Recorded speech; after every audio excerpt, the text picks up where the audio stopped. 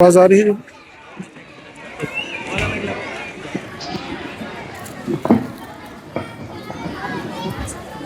پورا کھلیں گے.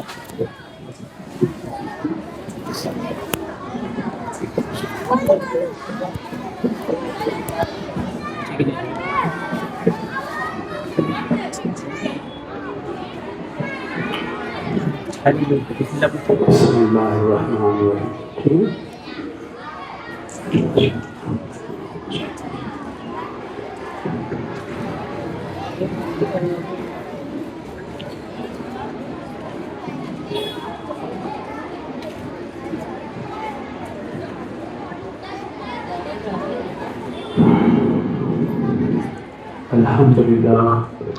الحمدللہ وکفی والسلام علی عبادہ الذین اصطفی.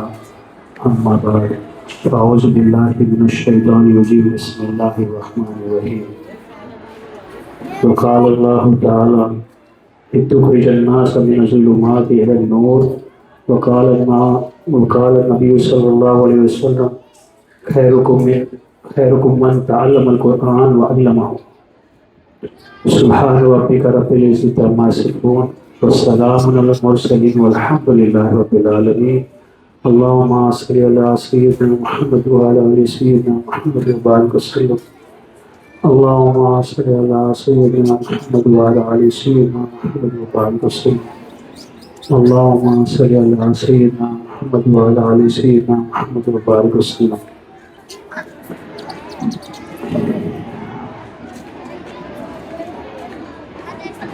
محترم حضرات، میرے بھائی بزرگ دوستوں اور ماں بہنوں اور بچوں، یہ جو مجلس ہے یہ اس کی نسبت بڑی اونچی نسبت ہے. یہ اللہ کے کلام کی نسبت سے جڑی ہوئی ہے. یہ قرآن مجید اللہ رب العزت کا وہ عظیم کلام ہے جو انسانیت کی ہدایت کے لیے نازل ہوا ہے. اس کے نزول کا مقصد یہی تھا کہ انسان کو اندھیروں سے نکال کر روشنی کی طرف لایا جائے.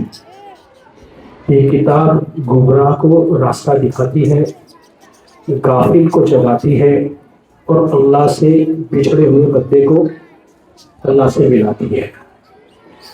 حقیقت یہ ہے کہ قرآن صرف پڑھنے کی کتاب نہیں بلکہ زندگی بدلنے کی کتاب ہے.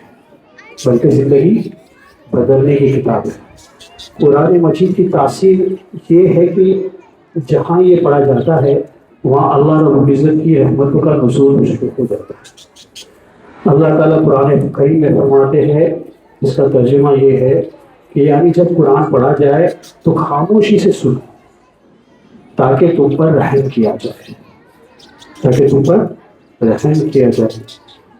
کیونکہ قرآن اللہ کی رحمتوں کا کھینچنے والی مقناطیس ہے، میگنیٹ ہے. جس گھر میں قرآن کی تلاوت ہوتی ہے وہاں سکون، برکت اور رحمتیں اترتی ہے.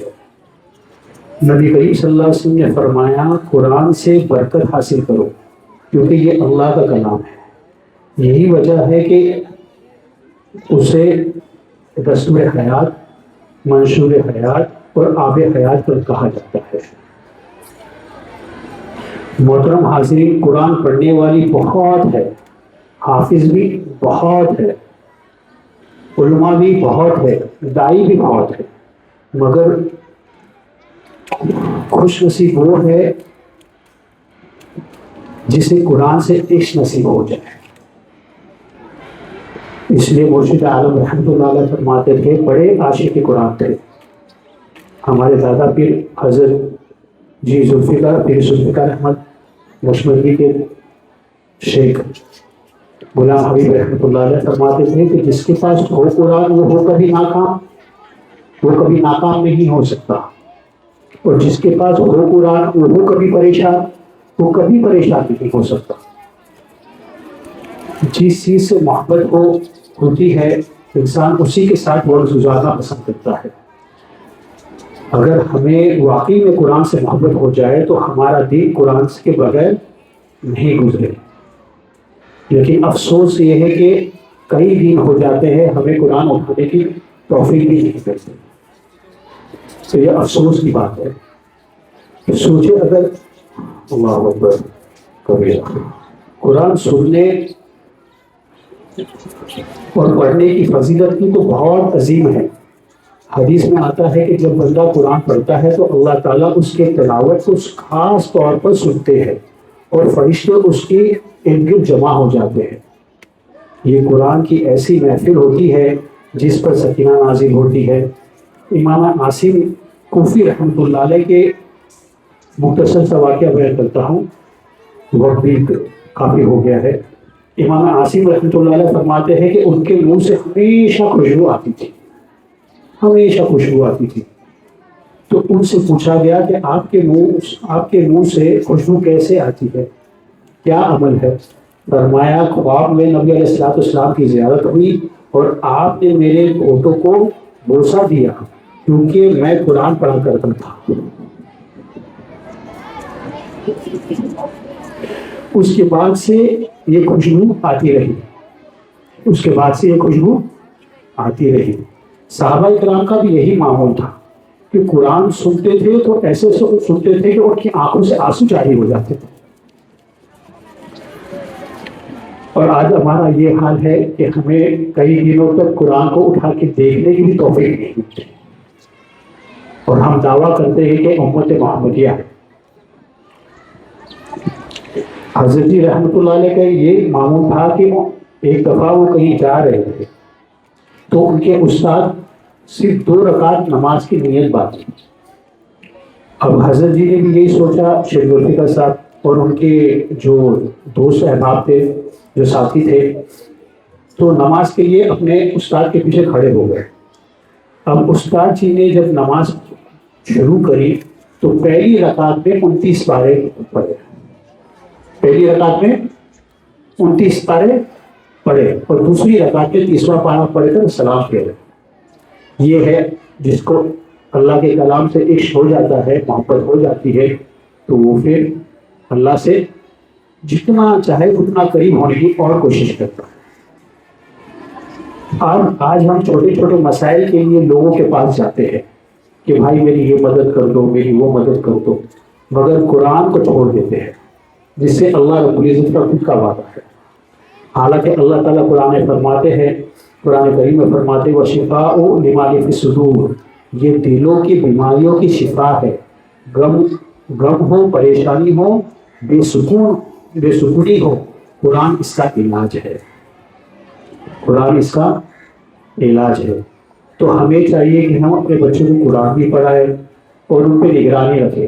جیسے کہ ہمارے استاد جی نے حضرات فرمائے نا کہ یہ صرف استاد کی ذمہ داری نہیں ہوتی، یہ ماں باپ کی ذمہ داری بھی ہوتی ہے، یہ صرف ماں باپ کی بھی ذمہ داری ہوتی ہے.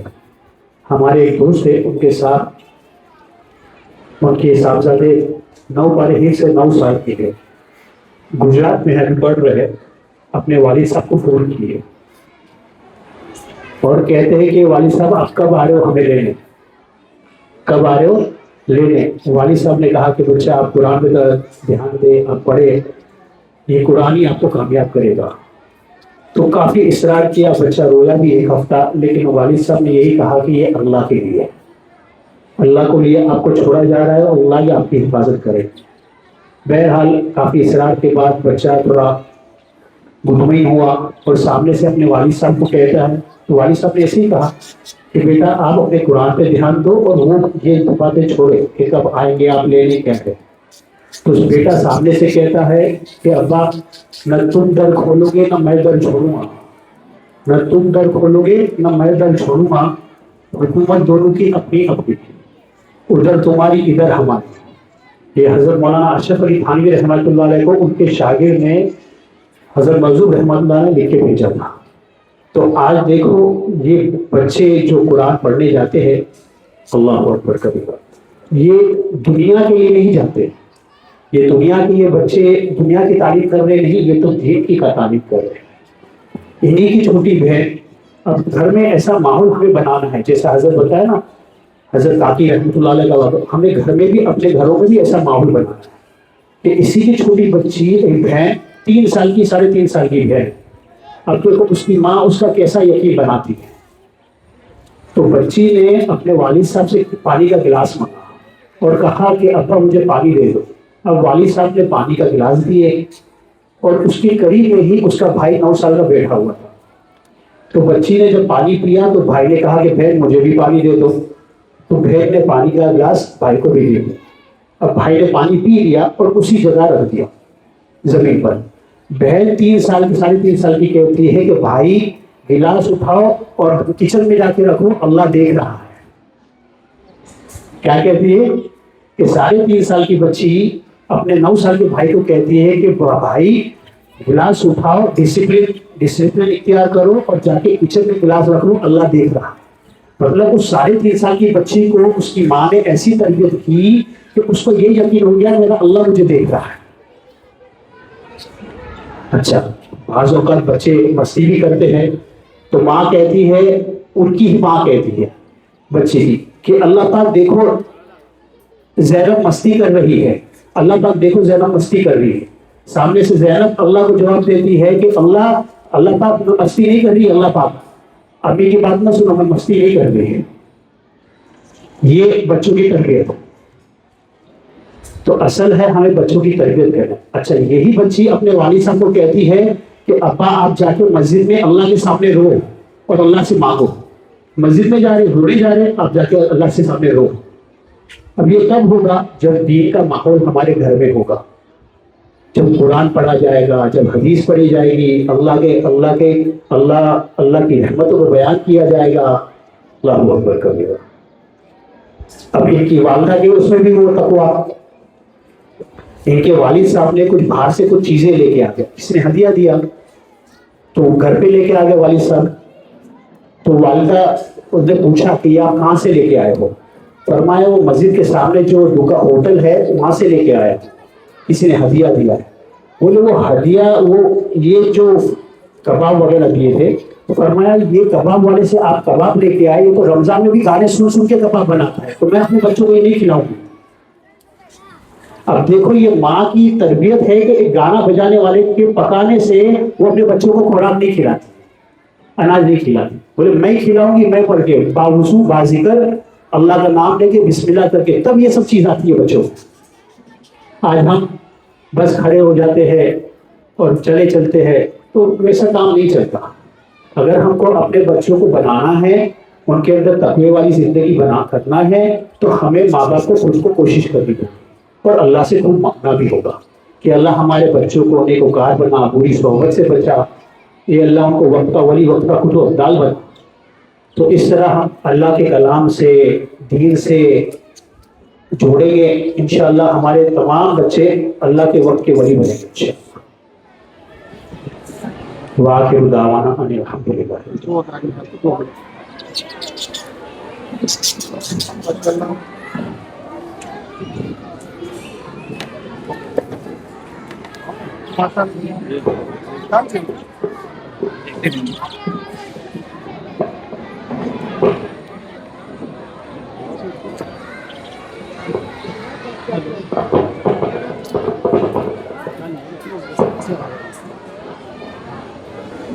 جزاکم اللہ خیر الجزا۔ ماشاءاللہ حضرت والا نے بہت قیمتی باتیں بتائی ہیں۔ دیکھیے بہت باریک باتیں ہیں لیکن سمجھنے کی ہے۔